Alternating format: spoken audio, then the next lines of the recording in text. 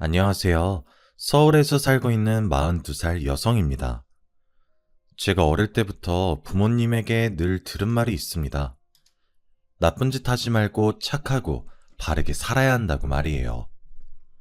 하지만 3년 전에 그 일을 겪은 후론 제 생각이 완전히 달라졌습니다. 사람이 너무 착하고 선하게만 살면 안 된다는 사실을 깨닫게 된 것입니다. 제 남편은 늘 착하고 남을 먼저 배려하던 사람이었는데 결국 그것 때문에 엄청난 불행을 맞이하게 되었죠. 나쁜 일을 한 인간들이 벌을 받게 되는 것도 영화 속에서나 존재하는 것이었습니다. 현실에서는 늘 악하고 나쁜 인간들이 이기는 법이었죠. 대학을 졸업하고 처음으로 직장 생활을 하게 될 무렵이었습니다. 제가 다녔던 회사는 개인이 운영하는 회사였지만 만든 제품을 주로 국가기관에 납품하고 있어서 공익을 위한 봉사활동을 강조하고 있었습니다. 그래서 주말이 되면 각 부서별로 3명씩 차출해서 장애인 자활센터나 복지시설에서 봉사활동을 하도록 했어요. 한 달에 한 번꼴로 봉사활동에 나갔어야 했죠. 당연히 모든 동료들이 황금 같은 주말에 하는 봉사를 좋아하지 않았습니다. 하지만 인사고과에 반영되기 때문에 피할 수는 없었죠. 그런데 유독 한 사람만 봉사활동을 즐기면서 하고 있었습니다. 바로 제 남편이었습니다. 제 남편은 같은 회사에서 근무하고 있었지만 부서가 달라서 회사에서는 마주칠 일이 없었습니다. 그런데 봉사활동을 나갈 때마다 제 남편을 만날 수 있었죠. 제 남편은 다른 직원들보다 열심히 봉사활동을 했습니다. 봉사하다가 남편과 친해져서 같이 다니다 보니 남편이 다른 사람들이 하기 싫어하는 일만 골라서 한다는 사실을 알아냈습니다. 화장실 청소나 이불 세탁처럼 더럽고 힘든 일을 자처해서 처리했는데요. 그 덕분에 주말마다 저희들은 편하게 봉사활동을 할 수 있었죠. 어느 날 봉사를 마치고 같은 부서의 언니와 카페를 가게 되었습니다. 그런데 언니가 남편에 대해 이런 말을 하더군요. 자재과 김대리 말이야. 자진해서 매주 봉사활동에 나가고 있는 거래. 뭐? 진짜로요? 어떻게 매주 봉사활동 나갈 수 있지? 난 한 달에 한 번도 나가기 싫어 죽을 지경인데. 글쎄, 아마 봉사활동 열심히 해서 인사고과에서 좋은 점수 받으려고 하는 거 아닐까? 언니는 남편이 매주 봉사활동을 하고 있는 이유가 승진 때문이라고 했어요. 저도 남편이 빠른 승진을 노리고 있는 거라고 생각했는데 나중에 그게 아니라는 걸 알게 되었죠. 남편을 볼 때마다 도움이 필요한 사람들을 위해 사는 사람 같다는 느낌을 받았거든요. 저는 그냥 시간만 때우려고 봉사를 대충 하고 있었어요. 손은 움직이고 있었지만 눈은 항상 시계에 가 있었죠. 왜 이렇게 시간이 안 가나 불만스러운 생각뿐이었습니다. 빨리 마치고 친구들을 만나서 영화도 보고 술도 한잔하면서 주중에 쌓인 스트레스를 풀고 싶었거든요. 그런데 봉사할 때마다 시간이 너무 느리게 가서 짜증이 밀려왔습니다. 봉사시설에서 일을 할 때마다 저도 모르게 한숨이 나오곤 했습니다. 그러다가 어느 날은 두꺼운 이불을 전부 다 걷어서 빨아야 한다는 거 있죠. 그날 하필이면 저와 남편 둘이서만 봉사를 하러 나와 있었습니다. 게다가 주말이라 장애인 시설 관계자도 달랑 한 명밖에 없었는데요. 그 관계자분도 처리할 업무가 있어서 도와주지 못한다면서 미안해 하더라고요. 아니, 선생님도 도와주지 못하신다고요? 산더미 같은 이불 빨래를 둘이서 어떻게 해요? 다른 일도 많은데. 그냥 웃으면서 해요. 어차피 해야 되는 일이잖아요. 네? 민준 씨는 이게 아무렇지도 않아요? 민준 씨가 다 할 것도 아닌데 이런 건 못하겠다고 항의해야죠. 저는 그냥 하자고 말리는 남편이 짜증났지만 남편은 불평하지 않고 빨래를 시작했습니다. 그러면서 제게 이런 말을 해주더라고요. 언젠간 다른 사람의 도움을 받아야 할 수도 있잖아요. 지혜씨 많이 힘들면 이불 옮기는 것만 도와주세요. 민준씨, 아니에요. 저도 도울게요. 이것부터 옮길까요? 남편이 하는 말에 큰 감동을 받아서 남편이 다르게 보이더군요. 그때부터 남편과 함께 봉사하면서 많이 배우게 되었습니다. 저도 모르게 남편을 좋아하게 돼서 그럴까요? 이상하게 주말마다 하는 봉사가 지루하지 않고 재밌어졌습니다. 그래서 저도 남편처럼 매주 봉사활동을 시작하게 되었죠. 그만큼 남편과 가깝게 지나게 되었는데 얼마 지나지 않아서 회사에서 저희들이 연인 관계란 소문이 퍼졌습니다. 그 소문을 계기로 사귀게 되었다가 결혼까지 하게 되었습니다. 결혼 후에도 남편이 정말로 착하다는 사실을 알게 되었죠. 시어머니께서 남편이 어릴 때부터 남의 부탁을 잘 거절하지 못했다고 하더라고요. 제가 인사드리러 갈 때마다 착하고 여린 성격이라 너무 걱정이라고 하셨어요. 민준이가 저번에 과로로 쓰러졌다며? 자기가 다 못할 거 알면서도 남이 부탁하면 거절할 줄 모르니까 걱정이야. 민준이는 너무 착해서 탈이지. 동생처럼 야무진 면이 없어. 네, 그러게요. 저희 남편도 서방님처럼 똑 부러져야 할 텐데. 어머님 앞에서 똑 부러진다는 표현을 썼지만 서방님은 냉정하다고 느낄 정도로 아주 이기적이었습니다. 절대로 자기한테 손해가 되는 일은 하지 않았죠. 당연히 자기 것을 양보하는 일도 없었습니다. 이익을 챙겨야 할 때는 눈에 불을 켜고 달려드는 면이 있었거든요. 그에 비해 동서는 순하고 부드러운 성격이었습니다. 그래서 저는 남편과 서방님을 반반씩 섞어 놓으면 딱 좋겠다는 생각을 하고 있었죠. 결혼 전에는 남편이 어려운 사람들을 돕는 일에 적극적이란 사실을 알고 있었습니다. 그걸로 싸우게 될 줄은 몰랐는데 결혼하고 나서 보니 남편의 오지랖이 단점으로 보이더군요. 남편은 자선단체에 과하다 싶을 정도로 기부를 하고 있었습니다. 매일 여러 단체에 기부하느라 수십만 원은 기본으로 쓰고 있었는데요. 그 사실을 알게 되자마자 기부를 조금만 줄이자고 했습니다. 하지만 남편이 절대 안 된다고 하더군요. 여기서 더 줄이라고? 절대 안 돼. 당신이랑 결혼한다고 많이 줄인 거야. 더 이상 줄일 수 없어. 여보, 우리가 잘 버는 것도 아니고 이렇게 많이 기부하면 어떡해? 우리 이세 생각해서 조금만 하자.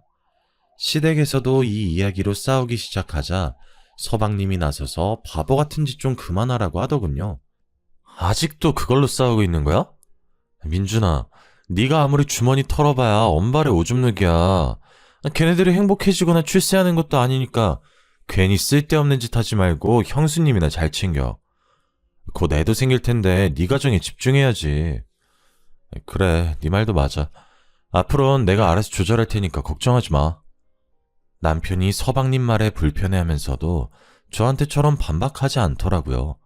중학생 때부터 동생이랑 안 맞는 것 같다고 하더니 아무래도 동생이랑은 사이가 가깝지 않은 것 같았습니다. 서방님 앞에서 말은 이렇게 하고 기부금을 줄이진 않았죠. 그러다 2년 뒤에 딸을 낳게 되었습니다. 확실히 자식이 생기니 남편도 달라졌습니다. 기부금을 줄이고 그 돈으로 새로운 통장을 하나 만들더군요. 제가 무슨 통장을 만드는 거냐고 물어보니 남편이 웃으면서 이야기해 주었습니다. 이 통장은 우리 하늘이 위한 거야. 기부금 좀 줄이고 우리 하늘이 초등학교 졸업할 때까지 대학 등록금 좀 모아보려고. 나도 따로 모으려고 했는데 잘 됐다. 우리 같이 모으자. 앞으로 얼마씩 모으면 될까? 남편이 기부금을 줄이고 등록금을 모으겠다고 하니까 너무 기분 좋더군요. 남보다 가족들의 미래를 챙기겠다고 나서니 저로서는 반가운 일이었습니다. 그러다 제가 딸을 낳은 뒤로 몸이 약해져서 회사를 그만두게 되었습니다. 전업주부로 육아와 남편 뒷바라지에만 전념하기로 했는데요. 젖먹이 딸을 키우는 일은 생각보다 쉽지 않았습니다. 1년 정도 육아 스트레스에 시달리며 밤마다 울면서 보채는 딸 때문에 매일 잠을 설치게 되었습니다. 잠을 못 자게 된 만큼 신경도 예민해졌는데 남편이 옆에서 도와주어서 다행이었습니다. 돌을 넘긴 딸이 걸음마를 시작하면서 스트레스도 한결 줄어들었죠. 그러다 2년 후에 서방님이 대전에 있는 지사로 발령을 받게 되었습니다. 동서와 주말 부부가 되었다는 소식에 동서와 시간을 보내게 됐죠. 처음 두어 달은 매주 서울로 올라와서 동서와 저희 부부 셋이서 식사를 같이 하게 되었습니다. 그렇게 몇 달이 더 지나자 일이 바빠졌는지 서방님이 한 달에 한 번만 서울에 올라오겠다고 하더군요. 그만큼 동서와 식사하거나 같이 어울리는 시간이 많아졌습니다. 그런데 그때부터 남편의 행동이 이상해지기 시작했어요. 남편과 동서 사이가 뭔가 수상하다는 느낌이 들었거든요. 동서에게서 전화가 오는 일이 잦아지고 있었습니다. 이상하게 동서에게 전화가 오면 남편은 제 눈치를 보면서 전화를 받았어요. 재수씨, 네네. 지금 통화가 곤란하니까 제가 다시 전화드릴게요. 제가 전화 받아도 된다고 말해도 나중에 걸겠다고 하더군요. 그렇게 전화를 끊은 남편은 저 몰래 동서와 전화를 했습니다. 남편이 동서와 수시로 전화통화를 한다는 것도 이해가 안 됐지만 제가 없는 틈을 타 귓속말을 하는 모습을 보여주기도 하였습니다. 그러다 얼마 뒤 뜻밖의 장면을 보게 되었죠. 시어머니 생신이라 가족들이 다 같이 식사를 하기로 한 날이었습니다. 제가 식당을 예약했는데 갑자기 서방님이 급한 일이 생겨서 서울에 못 온다는 연락을 하셨습니다. 저는 그러려니 하고 시어머니 생신 축하 인사를 드리고 즐겁게 식사를 하고 있었죠. 그런데 어머님께서 식사가 마음에 안 드시는지 젓가락으로 뒤적거리다가 한숨을 내쉬며 말씀하셨습니다. 민기는 계속 일이 바쁜 거냐? 통 얼굴을 볼 수가 없네. 시어머니가 동서를 쳐다보면서 물으니까 동서가 깜짝 놀랐는지 어깨를 움츠리더라고요. 그러면서 힐끔 주변 눈치를 보면서 대답하였습니다. 네, 그런가 봐요. 뭔가 걱정이 있는지 어두운 표정으로 식사도 하는 둥 마는 둥 하더니 동서가 슬며시 밖으로 나가버리더라고요. 그러자 남편이 또 제 눈치를 보며 동서를 따라 나갔어요. 처음에는 동서가 화장실에 갔을 거라고 생각했는데 동서도 남편도 들어오지 않더군요. 결국 시어머니께서 숟가락을 놓고 제게 말씀하셨어요. 얘들은 밥 먹다 말고 나가서 뭘 하는 거니? 네가 좀 나가봐라. 네, 제가 나가볼게요. 어머님은 식사하고 계세요? 제가 시어머니 말을 듣고 밖으로 나와서 동서와 남편을 찾아봤습니다. 주차장 쪽에서 울음소리가 들려 나가보니 동서와 남편이 나란히 앉아있는 게 보였습니다. 둘이 구석에 있는 난간에 걸터앉는 것도 모자라 남편이 동서 어깨에 손을 얹고 눈물을 닦아주고 있었죠. 남들이 보면 둘이 부부라고 오해할 정도로 사이가 가까워 보였습니다. 그래서 제가 크게 헛기침을 하며 다가갔는데요. 여보, 여기서 뭐해? 어머님이 기다리셔. 얼른 들어와. 아, 네, 형님. 지금 들어갈게요. 근데 동서, 무슨 일 있어요? 왜 울고 있어요? 제가 왜 우는지 물어보는데도 동서가 급히 일어나서 식당 안으로 들어가더라고요. 남편도 들어가려고 하길래 급하게 팔을 붙잡았죠. 당신이 말해봐. 도대체 무슨 일이야? 동서가 왜 울고 있고 당신이 왜 위로해주고 있는데? 뭐 별일 아니야. 민기랑 다툰 것 같아. 근데 당신이 위로해주고 있었다고? 아니, 그게 아니라 남편 말로는 동서가 어머님 생신인데 못 오면 어떡하냐고 서방님에게 잔소리를 했다고 합니다. 서방님도 그 말을 듣고 화가 나서 회사에서 시킨 일인데 어떡하냐고 짜증을 냈다고 해요. 그래서 말다툼을 하다가 기분이 상해서 눈물을 흘렸다고 하네요. 다른 건 몰라도 그 말만큼은 믿었는데 남편이 그냥 아무 말이나 둘러댔다는 사실을 알아냈죠. 며칠 뒤 남편이 일주일 동안 출장을 간다고 했거든요. 딸도 학원 가서 집에 없고 남편도 집에 없으니 동서는 어떻게 지내나 궁금해졌습니다. 같이 밥 한 끼 하자고 전화를 하니 동서가 무척이나 당황스러워 하더라고요. 밥을 먹자고요? 아, 근데 어쩌죠? 오늘은 선약이 있어서 안 될 것 같아요. 아, 그래? 아쉽다. 다음에 같이 먹자. 제가 전화를 끊으려고 하니까 동서가 거절해서 정말 미안하다고 하더군요. 지금 생각해보면 가식적인 여자였습니다.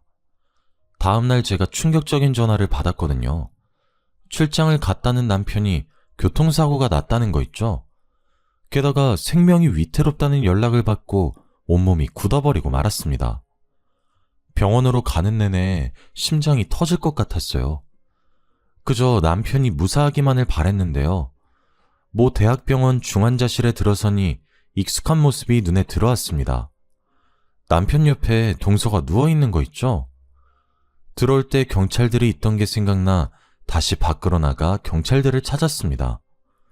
그래서 경찰을 붙잡고 교통사고 나서 들어온 남자가 여자랑 같이 있었던 거냐고 물었죠.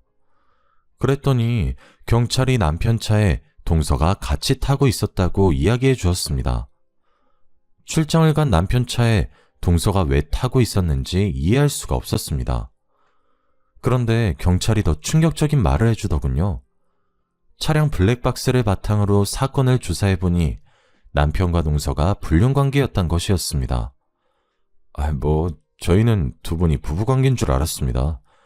그런데 선생님께서 아내분이라고 하고 동생분 증언에 의하면 두 분이서 몰래 여행을 갔다가 사고가 난 것 같다고 하더라고요. 동생이요? 혹시 서방님 여기 오셨어요? 네, 선생님보다 먼저 오셔서 저희 조사에 응하셨습니다. 예전부터 불륜 사실을 알고 있었다고 말씀하셨거든요. 저희 남편이 불륜을요? 확실해요? 그 블랙박스 화면 보여주시면 안 돼요? 경찰이 개인정보보호법상 함부로 보여줄 수 없다고 하길래 볼 수 없었습니다. 저는 그래서 경찰의 말을 믿을 수가 없었습니다. 그렇다고 해서 경찰이 저한테 거짓말을 할 이유는 없었죠. 그 누구보다 착한 남편이 동서와 내연관계를 맺는 더러운 짓을 하다니 저는 이 순간이 꿈처럼 느껴지고 있었습니다. 그때 등 뒤에서 서방님 목소리가 들렸습니다. 경찰 말대로 서방님이 저보다 먼저 병원에 와 있었던 겁니다.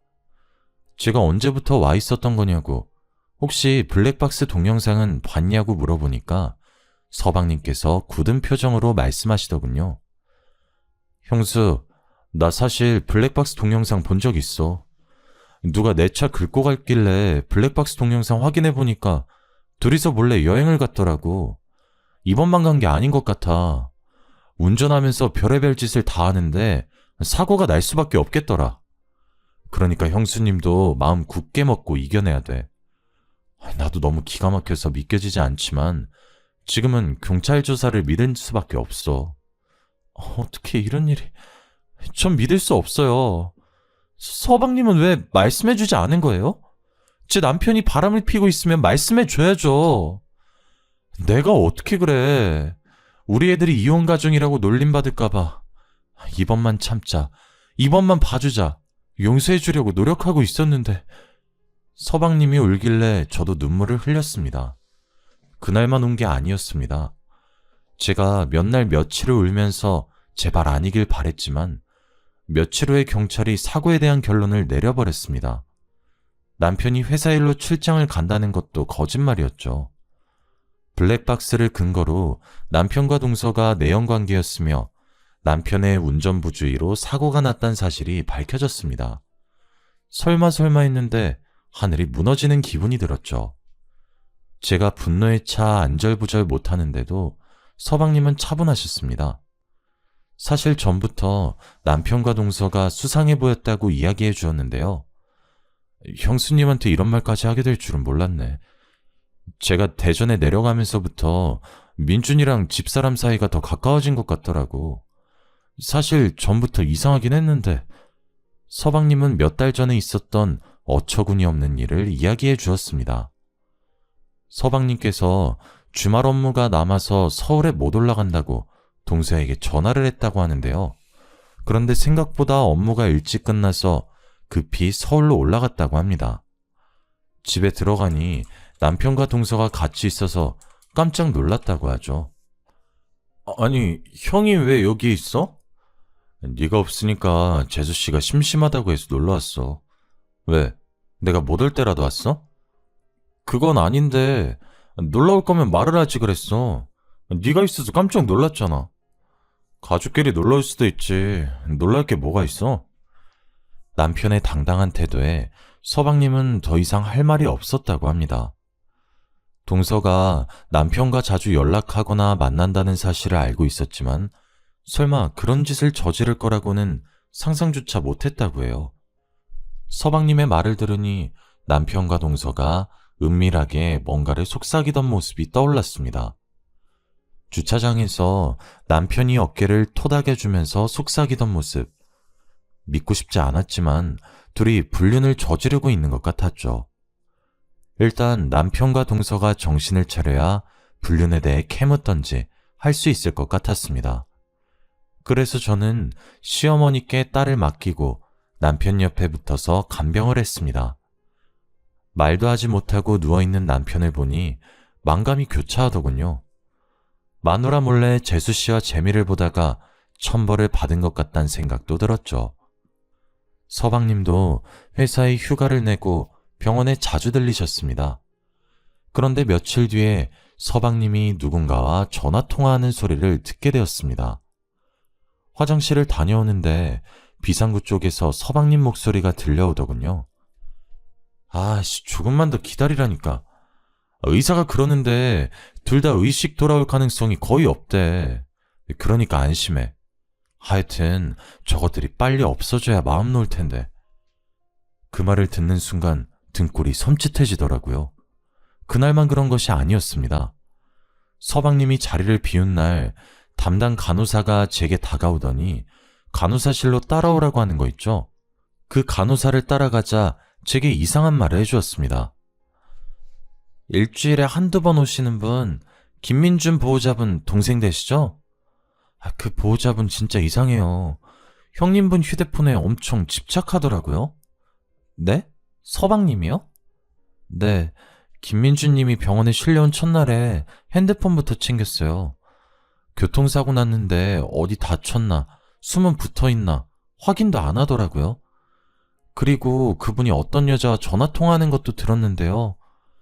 간호사가 우연히 병원 복도에서 서방님이 전화통화하는 걸 들었나 봅니다. 휴대폰에서 여자 목소리가 들렸다고 하더라고요. 일부러 사고를 내고 숨기고 있다는 것 같다는 말에 손발이 떨리기 시작했습니다. 아무래도 이상한 느낌이 들어서 사모님에게 말씀드리는 거예요. 그런데 대전에 있는 분이 어떻게 서울에 있는 사모님보다 먼저 병원에 올 수 있을까요? 가만히 생각해보니 간호사 말이 맞았습니다. 게다가 서방님의 수상한 행동은 여기서 멈추지 않았습니다. 제가 서방님을 보자마자 남편의 휴대폰을 달라고 했습니다. 서방님이 저희 남편 핸드폰 가지고 계시죠? 남편 물건이니까 제가 가지고 있을게요. 갑자기? 나 집에 두고 왔는데? 그럼 지금 가서 가지고 오세요. 대전 숙소에 있다는 말이었는데 거기까지 다녀오라고? 형수한테 무슨 일 있었어? 아니, 그게 아니라 남편 핸드폰 보고 싶어서 그래요.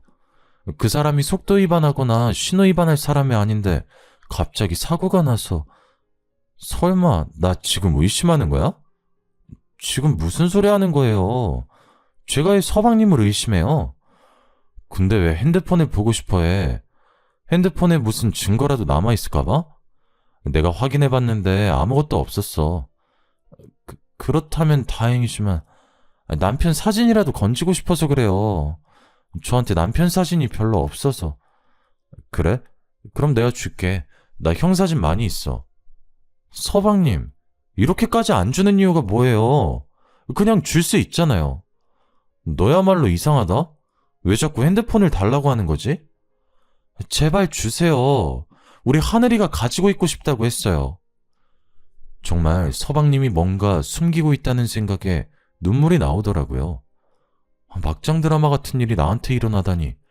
이 상황이 믿겨지지 않아서 제발 아니길 바라며 눈물로 호소했습니다. 제가 제발 달라고 하니까 그제야 대전에서 올라오는 길에 가져다 준다고 하더군요. 제가 혹시 몰라서 대전에서 온다는 날에 꼭 가져오라고 전화했는데 깜빡 잊었다고 하였습니다. 갑자기 전화를 걸어서 지금 대전에 있으면 택배로 보내달라고 해도 소용이 없었습니다.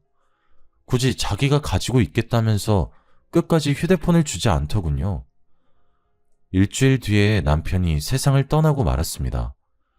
서방님은 이때를 기다렸다는 듯이 납골당과 화장 이야기를 꺼냈습니다. 그러면서 유품인 휴대폰을 같이 태워버리겠다고 했어요. 그날 밤에 저는 서방님이 남편의 핸드폰을 어디에 뒀는지 확인했습니다. 그리고 몰래 남편의 휴대폰에서 유심칩을 빼두었죠. 이틀 뒤 남편의 시신이 화장철이 되었습니다. 서방님이 남편의 장례식에서 목 놓아 통각하는 모습이 아내인 저보다 더 슬퍼 보이더군요. 하지만 저는 그 모습을 믿지 않았습니다. 며칠 후에 남편의 휴대폰을 복원시켜서 사진과 문자를 살펴보았죠. 그리고 서방님이 숨기고 있던 끔찍한 비밀을 알게 되었습니다. 서방님은 동서 몰래 내연녀를 만나고 있었습니다. 불륜 사실을 동서가 알게 된 순간 대전지사 근무를 시작하게 되었죠. 서방님은 내연녀와 대전에서 살림을 차렸고 서울에는 일이 바쁘다는 핑계로 올라오지 않았습니다. 동서는 서방님이 너무 수상해 보여서 대전에 내려갔다가 서방님의 불륜 현장을 목격하게 된 겁니다. 화가 머리끝까지 난 동서가 내연녀와 머리채를 쥐어뜯으며 싸웠고 서방님에게는 가정으로 돌아오라고 사정을 했다고 하는데요. 여보, 내가 다 용서해줄게. 당신이 바람핀 거 없었던 일로 해줄 테니까 지금이라도 돌아와. 난 그럴 생각이 없어. 그러니까 그냥 이렇게 살든지 아니면 이혼하든지 둘 중 하나 선택해. 뭐? 이럴 거면 왜 나랑 결혼했어? 2년이랑 결혼하지 왜 결혼했냐고. 나도 후회돼서 이러는 거 아니야. 그러니까 이혼하자고. 안 돼, 여보. 난 이혼 못해. 이러지 마, 제발. 동서는 서방님을 사랑하고 있어서 절대 이혼할 수 없다고 매달렸다고 해요. 하지만 서방님은 내연녀를 포기하지 않았다고 하죠. 동서는 고민 끝에 남편에게 부탁해 동생을 말려달라고 부탁했나 봅니다. 동생과 남편이 서방님을 어떻게 하면 좋을지 의논했고 이번에는 남편이 대전에 내려가서 가정을 지키라고 서방님을 설득했다고 하는데요. 내연녀에게 홀딱 반한 서방님이 남편에게 험악한 말을 하는 바람에 둘은 크게 싸우게 되었다고 합니다. 김민기, 너 지금 나한테 욕했어? 너 이러다가 재수 씨한테도 욕하겠다? 도대체 이게 뭐 하는 짓이야? 사람이 지켜야 할 도리라는 게 있는 건데 지금 네가 하는 짓은 사람이 아니라 짐승들이나 하는 짓이란 말이야. 뭐? 이 자식이... 그래, 너 잘났다. 잘난 넌 도리 지키면서 살아. 짐승 같은 나는 개돼지처럼 아무년하고 붙어먹으면서 살 테니까 당장 꺼져. 잠깐만 민기야. 이러지 말고 대화하자. 어? 남편은 서방님한테도 쫓겨나고 있는 와중에도 어떻게든 설득하려고 했습니다. 문자나 전화통화에도 이런 흔적이 남아있었죠. 대전에서 벗어나 집으로 다시 돌아가는 길에도 제 남편은 동서를 위로하기 바빴죠. 그 녹취록이 핸드폰에 다 남아있었습니다. 제일 최근에 찍힌 문자 내역을 보니 남편이 마지막 방법을 쓰러 가자고 제안한 대화가 남아있었습니다. 재수씨, 이렇게 된 이상 마지막 결단 내리셔야 합니다. 같이 대전으로 내려가서 민기랑 단판 지어요. 이번에도 안 되면 그냥 이혼하고 위자료 받아내세요. 네, 저도 이제 지쳤어요. 이제 아주버님 말대로 할게요. 그날 바로 날짜를 잡아서 대전에 내려가기로 한 내용을 보는데 가슴이 찢어질 것 같았습니다. 며칠 뒤에 남편이 동서를 태우고 대전에 갔다가 사고를 당한 것이었습니다. 서방님이 뉘우치고 내연녀를 포기했으면 이런 일은 없었을 겁니다. 휴대폰에는 남편이 서방님에게 보낸 마지막 문자가 남아 있었죠. 민기야, 지금 대전에 왔어. 어디로 갈까? 땡땡 식당으로 와. 그 여자랑 같이 나갈 거니까 우리 사자 대면에서 오늘 결판 내리자. 우리 이렇게 된 거 좋게 끝내자. 재수 씨랑은 연인이었고 가족이었잖아. 좋게 끝내면 나중에 탈도 없을 거야. 그러니까 너무 싸우지 말자. 어? 그 문자를 보니까 눈물이 그치질 않더군요. 저는 남편에게 속은 게 아니라 서방님에게 속고 있었던 겁니다. 파렴치한 불륜을 저지른 건 서방님이었던 거죠. 그 사실을 숨기려고 남편의 휴대폰을 감춰버려 놓고 연기를 하다뇨. 남편의 사고도 분명히 서방님과 관계가 있다는 생각이 들었습니다. 그 전화통화, 서방님의 행동이 너무 수상해 보였거든요. 그러다가 제 예감이 맞다는 사실을 알게 되었습니다. 제가 실마리를 찾으려고 남편과 서방님, 그리고 동서와 내연녀가 마지막으로 만났던 식당에 가보기로 했습니다. 그리고 식당 주인을 불러달라고 말하고 남편 사진을 보여주면서 물어보았죠. 혹시 이 사람들 기억하고 계시나요? 얼마 전에 이 사람들이 여기 왔었는데. 제가 서방님이랑 동서 사진까지 보여주니까 주인이 무언가 생각난 눈치더라고요. 네, 기억나죠. 근데 혹시 무슨 일이라도 생겼나요? 식당 주인이 조심스럽게 제게 물었다가 남편과 동서의 교통사고 소식을 듣고 깜짝 놀랐습니다. 그리고 주인이 경악스러운 말을 내뱉는데 그 말을 듣고 당장 경찰서로 달려갈 수밖에 없었죠. 제가 경찰들을 데리고 서방님의 집에 들이닥치자 서방님이 내연녀와 같이 낄낄거리다가 벌떡 몸을 일으켰습니다. 뭐야? 당신네들 이렇게 들어오는 게 어딨어? 김민규 씨, 당신을 살인 혐의로 긴급 체포합니다. 출동한 경찰들이 살인 혐의로 서방님의 손목에 수갑을 채웠고 내연녀도 경찰서로 끌려가게 되었습니다. 경찰서에 도착한 서방님과 내연녀는 뻔뻔스럽게도 살인이라니 말도 안 되는 소리 하지 말라고 큰 소리를 치더군요. 하지만 경찰이 식당 주인의 진술한 녹취한 파일을 들려주자 둘의 얼굴에서 핏기가 사라지고 말았습니다. 식당 주인 증언에 따르면 식당에 도착한 네 사람이 처음에는 크게 말다툼을 했다고 합니다. 가정을 포기하는 한이 있어도 이 여자 절대 포기할 수 없어. 그러니까 지금 당장 이혼하자고. 뭐? 지금 당장 이혼하자고? 웃기지 마.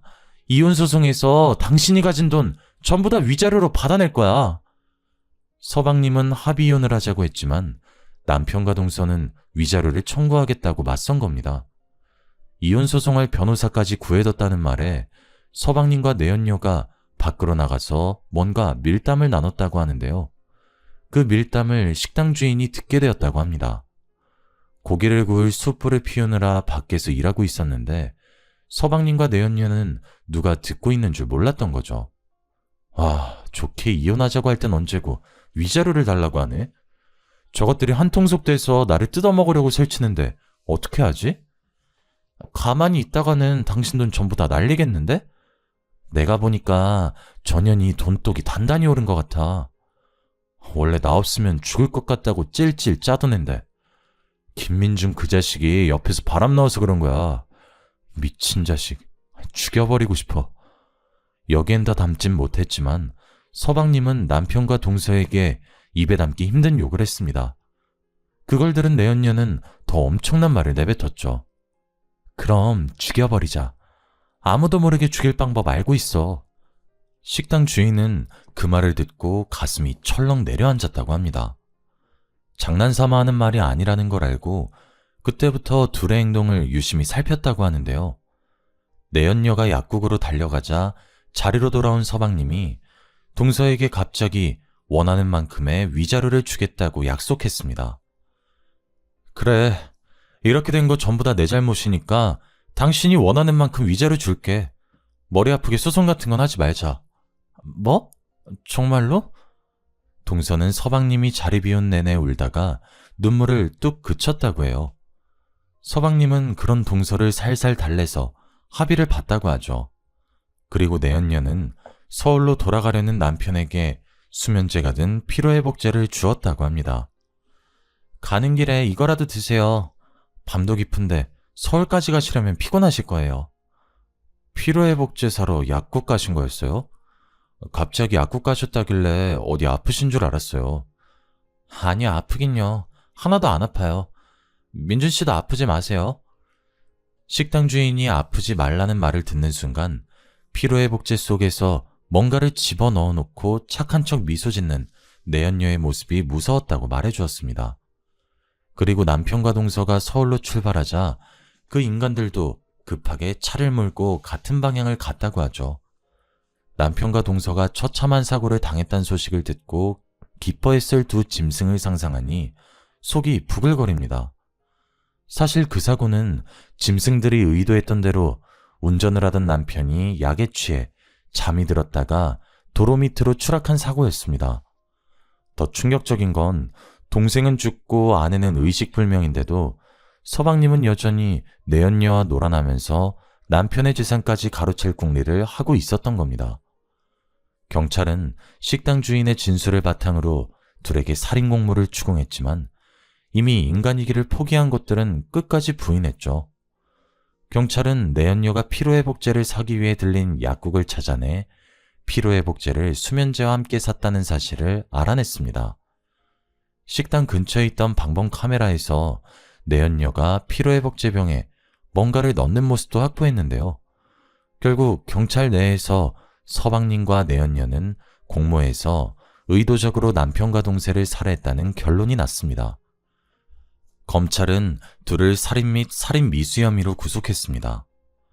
아무리 여자에 홀렸다고 하더라도 어떻게 내연녀 말만 듣고 친동생과 아내를 죽일 수 있을까요?